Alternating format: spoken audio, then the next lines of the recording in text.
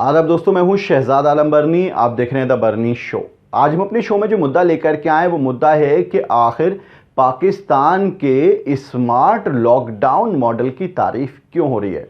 ऐसा कौन सा स्मार्ट लॉकडाउन है जो इमरान खान ने अपनाया और जिसकी वजह से पाकिस्तान ने कोरोना को हरा दिया। शुरुआती दौर में जब कोरोना की शुरुआत हुई थी तब भारत और पाकिस्तान दोनों में करीब करीब बराबरी के केसेस थे, बल्कि शुरुआती दौर में पाकिस्तान में पहले केसेस आए थे, भारत में बाद में केसेस आए थे। हालांकि ये बात अलग है कि पाकिस्तान की आबादी से 5 गुना ज़्यादा आबादी है भारत की, लेकिन अगर उसके बावजूद भी आप कंपैरेटिव एनालिसिस करेंगे तो पाकिस्तान ने कोरोना को ज़्यादा बेहतर तरीके से कंट्रोल कर लिया है, और ज़्यादा ही नहीं बल्कि बहुत ज़्यादा तरीके से कंट्रोल कर लिया है।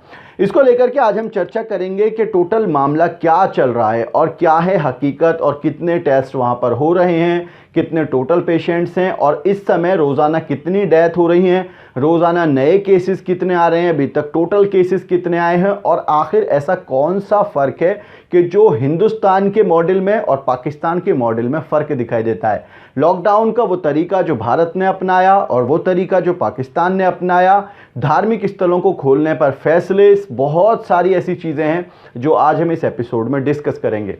दरअसल एक आम चर्चा से शुरुआत करते। एक आम चर्चा है कि कितने केसेस अभी तक दोनों देशों में आए हैं। पाकिस्तान के अंदर अभी तक टोटल केसेस 2,90,445 केसेस अभी तक पाकिस्तान के अंदर टोटल आए, जबकि भारत के अंदर अभी तक 28,35,822 केसेस आए। 19 अगस्त तक का ये डेटा है। 19 अगस्त के डेटा तक पे ही हम बात करेंगे पूरी पे। टोटल डेथ अगर आप देखें तो हिंदुस्तान के अंदर 53,994 डेथ अभी तक हो चुकी हैं, जबकि पाकिस्तान के अंदर मात्र 6,201 डेथ हुई हैं। मतलब आप ये देखिए, भारत में हर चीज़ करीब 10 गुना से ज़्यादा बढ़ी हुई है। टोटल केसेस भी 10 गुना से ज़्यादा बढ़े हुए हैं, डेथ भी 10 गुना से ज़्यादा बढ़ी हुई है। लेकिन जो बड़ी चीज़ें हैं, दो बड़ी चीज़ें जो जिन पर हमें डिस्कशन करने की ज़रूरत है वो है कि नए केसेस कितने आ रहे हैं और इस समय रोज़ाना डेथ कितनी हो रही हैं। नए केसेस की अगर हम बात करें तो 19 अगस्त को पाकिस्तान में आए सिर्फ 613 केसेस, 613, जबकि भारत में आए 69,196 केसेस।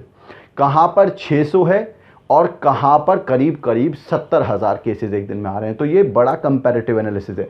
दूसरी चीज़ है कि न्यू डेथ्स जो होनी है डेली की वो कितनी है। भारत के अंदर 19 अगस्त को एक दिन में 980 लोगों की मौत हुई कोरोना से, जबकि पाकिस्तान के अंदर मात्र 11 लोगों की डेथ होती है। और ये डेटा बाकायदा जो वेबसाइट है जो कोरोना की अपडेट्स देती है उससे लिया हुआ डेटा है, ये कोई हमारा या किसी और का बनाया हुआ डेटा नहीं है। हालांकि टेस्ट में भारत आगे है, लेकिन अगर हम टेस्ट पर मिलियन देखें तो पाकिस्तान 9,878 टेस्ट पर मिलियन करा रहा है, जबकि भारत 18,831 टेस्ट पर मिलियन करा रहा है। तो टेस्ट की जो तादाद है वो भारत में कहीं बेहतर है पाकिस्तान से, लेकिन जो कोरोना का जो स्टेटस है वो भारत के अंदर बेइंतहा बिगड़ा हुआ है। एक दिन के अंदर करीब 70,000 केसेस का आना अपने आप में बड़ी ख़तरनाक चीज़ है। अब सवाल ये उठता है कि आखिर पाकिस्तान ने या इमरान खान ने इसको कंट्रोल कैसे कर लिया। दो बड़ी चीज़ें वहाँ पर थी। सबसे पहली चीज़ थी कि लॉकडाउन का क्या तरीका होना चाहिए। दूसरी चीज़ ये थी कि क्या कंप्लीट लॉकडाउन होना चाहिए। एक जो भारत ने जो तरीका अपनाया, 24 मार्च को देश के प्रधानमंत्री नरेंद्र मोदी ने टेलीविज़न पर रात को 8 बजे आए और आकर के ऐलान किया कि आज रात 12 बजे से पूरा देश बंद रहेगा। उसके बाद लॉकडाउन 2 किया गया, फिर लॉकडाउन 3 किया गया, उसके बाद फिर अनलॉक की प्रक्रिया शुरू होती है।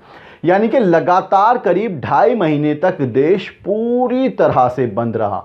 सारे कामकाज ठप रहे, सारी गतिविधियां बंद रहीं, सारे व्यापार ठप रहे, सब कुछ बंद रहा, जिसकी वजह से देश आर्थिक तंगी में आ गया। और जुलाई के महीने में अकेले भारत के अंदर 50 लाख लोगों की नौकरियां चली गई।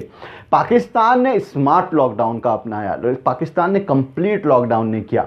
इमरान खान का बयान आया कि पाकिस्तान की आर्थिक स्थिति ऐसी नहीं है कि वहां पर कंप्लीट लॉकडाउन लगाया जाए, इसलिए उन्होंने स्मार्ट लॉकडाउन का तरीका अपनाया। अब आप सोचेंगे कि स्मार्ट लॉकडाउन क्या है। स्मार्ट लॉकडाउन था कि पाकिस्तान में जिस जगह पर केसेस निकलते थे सिर्फ उसी जगह को लॉक किया जाता था, उसी जगह पर सिर्फ पाबंदियां लगाई जाती थी, बाकी चीज़ों को खुला छोड़ दिया। दूसरी चीज, बिजनेस की गतिविधियों पर रोक नहीं लगाई गई। जो भी बिजनेस है, जो भी दुकानें हैं, वो सब खुली रहेंगी। सिर्फ सोशल डिस्टेंसिंग की बात की गई और मास्क लगाने की बात की गई। जो रेड जोन एरियाज हुआ करते थे, जहां पर ज्यादा केसेस निकलते थे, उनको कंटोनमेंट जोन बना दिया जाता था और उनको पूरी तरह से लॉक कर दिया जाता था और उसके इर्द गिर्द के लोगों के ही टेस्ट कराए जाते थे, बिना वजह इधर उधर के टेस्ट भी नहीं कराए गए। तो ये 2-3 चीजें ऐसी रही वहां पर। और खासतौर से अगर आप धार्मिक स्थलों को देखें तो भारत के अंदर धार्मिक स्थल जून तक लगातार बंद रहे, जबकि पाकिस्तान ने किसी भी धर्म के किसी भी धार्मिक स्थल पर किसी तरह की कोई रोक नहीं लगाई। तो लिहाजा पाकिस्तान ने इस तरीके से कोरोना को कंट्रोल किया। भारत ने कंप्लीट लॉकडाउन किया, लेकिन उसकी वजह से स्थिति बिगड़ गई। खासतौर से मुंबई के अंदर जो हुआ रेलवे स्टेशन पर वो, उसके अलावा जो दिल्ली नोएडा को लेकर के जो हुआ बस स्टैंड पर वो अलग, उसके अलावा आनंद विहार का मामला, या उसके अलावा कई सारी जगह पर ऐसे प्रदर्शन देखने को मिले जहां पर भीड़ बेइंतहा दिखाई दी। और खासतौर से तब जब सरकार ने शराब की पाबंदी को हटाया तो उस समय लगातार इतने सारे लोग एक साथ भीड़ में इकट्ठा हुए कि आज उसी की वजह से शायद ये 2-3 फैसले ऐसे थे जिनकी वजह से आज भारत की स्थिति कोरोना के सिलसिले में बिगड़ती जा रही है और टॉप 3 देशों में पहुंच चुका है। और अगर इसी स्पीड से चलते रहे तो अगले 10 से 12 दिन में टॉप 2 में, मतलब कि सेकंड पोजीशन पे पहुंच जाएगा। और आने वाले समय में जो हालात हैं उनसे लगता है कि शायद भारत पहले नंबर पर भी पहुंच सकता है। तो ये बेसिक जो डिफरेंसेस हैं वो ये हैं। तो अभी जो है हालात हैं कि भारत के अंदर एक दिन में 980 लोगों की डेथ हो रही है, जबकि पाकिस्तान में एक दिन में सिर्फ 11 लोगों की डेथ होती है। और भारत के अंदर एक दिन में 69,196 केसेस आते हैं, जबकि पाकिस्तान के अंदर एक दिन में सिर्फ 613 केसेस सामने आए। तो ये अपने आप में एक बड़ा आंकड़ा है।